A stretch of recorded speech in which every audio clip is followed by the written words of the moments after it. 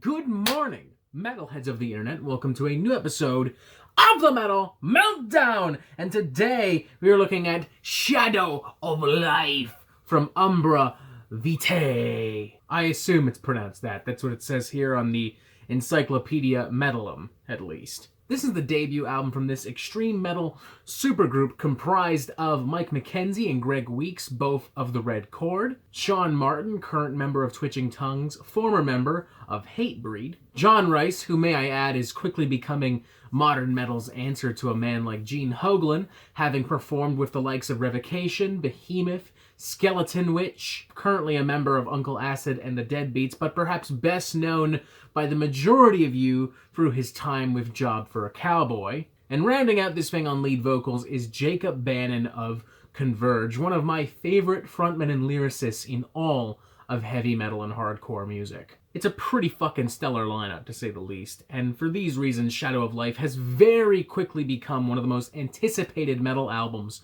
of 2020. Having even caught the attention and admiration of the internet's busiest music nerd himself, Mr. Anthony Fantano. But I gotta say, when those promo singles were first coming out, I wasn't quite feeling that hype, that hoopla, that love, that appreciation. While I did enjoy the tracks, while there were aspects of them that I loved, I ultimately did not fall in love with them. And as such, approached Shadow of Life with perhaps a little bit of hesitation, despite the inarguable amount of talent clearly assembled here. Whether or not that hesitation factored into my final opinions regarding this record is debatable, but what isn't, for me at least, is that I think this is probably one of the more overhyped records in 2020. Don't get me wrong, it can be gnarly, it can be ripping, it can be pretty damn dark, even by the standards of many of the bands that these people have collectively been a part of over the years. But is it as unique and ambitious and powerful as so many have claimed? Is it truly one of 2020's most unique, ambitious, and powerful records of the year? No. I don't even think it's one of the most unique, ambitious, and most powerful records released this week. The music, for example, across the record feels a little bit unintuitive, repetitive, and at its absolute worst, even a little derivative. Sticking pretty close to the blueprint of modern hardcore and grindcore music, with some kind of dissonant soundscapes and some influence that are definitely pulled from some of the bands that make up Umbra Vitae's musical DNA. Early Converge in particular is a prominent influence found throughout the record. But these aren't really enough to stop some of these tracks from bleeding together as the album goes on. The sound mix certainly does its best to make this album sound as gigantic and dynamic as possible, but that's just not necessarily reflected in the songwriting as well. Surely the band's implied borrowed spices from classic death metal could have made a difference, but unfortunately the death metal identity of Umbra Vitae has been drastically exaggerated, as this project, quite frankly, has far more in common with Nails, Weekend Nachos, and modern Napalm Death than it does with, say, Morbid Angel or Obituary or Bloodbath.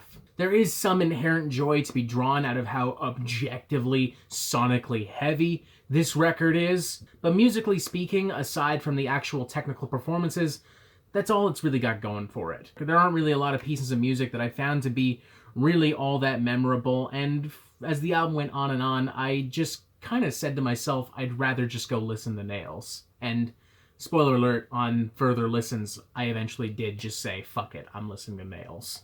I gotta say though, I do love Jacob Bannon's work on this record. Vocally, I don't think he has sounded quite this bloodthirsty and menacing since the early Converge records. And his often poetic sensibilities have been traded in for lyrics that are a lot more blunt, a lot more provocative, and a lot more violent. It's as if the words themselves have been wrapped in poisonous barbed wire. Take, for instance, the simplistic yet stark atheist aesthetic, reading, "Take up your guns, aim at the sun, there's nowhere to run, born to be numb." There's a sense of genuine dread and doom there, as if Jacob has literally given up on the world. Or the track Fear is a Fossil, which argues that fear is as useless as the traditions and relics that older generations cling onto so stubbornly, saying fear is the fossil of primal logic, the great suppressor of true progress. Relics are an anchor divine worshipped by those out of time. And even when Jacob's poetic tendencies come back into play, it's not as if the mood of the album suddenly changes. It's still a particularly bleak affair. Take, for instance, the track Blood Blossom, reading, "The gift of closure is a myth, and distance is the cruelest curse. Sifting through excuses for reasons makes surviving so much worse. Do not resuscitate. I was not your choice to make." To say that this doesn't exactly sound like the same Jacob Bannon who sang of love and hope and rebirth and redemption on a single tear from Converge's last studio album is a fucking understatement. These stand out as Jacob's most provocative and powerful lyrics in a very, very, very long time, and perhaps some of the most stirring words I've heard on a metal record all year. The opening passage, "The gift of closure is a myth and distance is the cruelest curse," is particularly striking, the latter line in particular unintentionally so in these modern times. If I were to rate the music alone, I'd probably give it like a 2.5 out of 5. I think it mostly gets by on being as heavy, as loud, and as punishing as it's being sonically projected, but Jacob Bannon's incredible lyrics and performance elevate this record to a much-needed level, so I feel comfortable giving this a 3 out of 5. Maybe not the most enthusiastic one,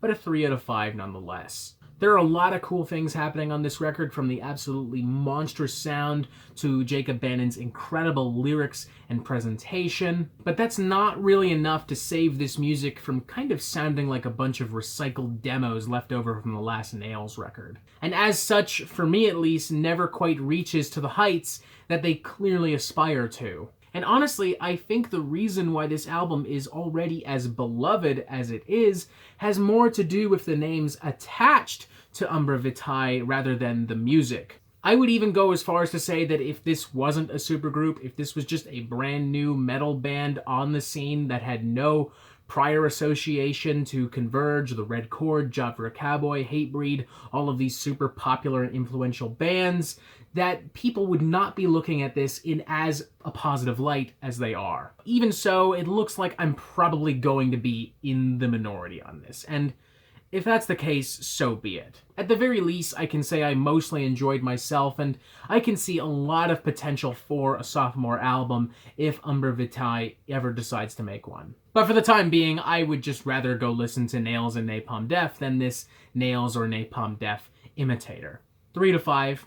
It's decent. And that is it for the Metal Meltdown. I'm not an expert, nor do I claim to be, so what do you think? Do you like this record? Do you not like this record? And what do you want to hear from me next? Thank you for watching. Make sure you press subscribe so you get updates on the Metal Meltdown fucking immediately, and you have yourself a fantastic fucking day.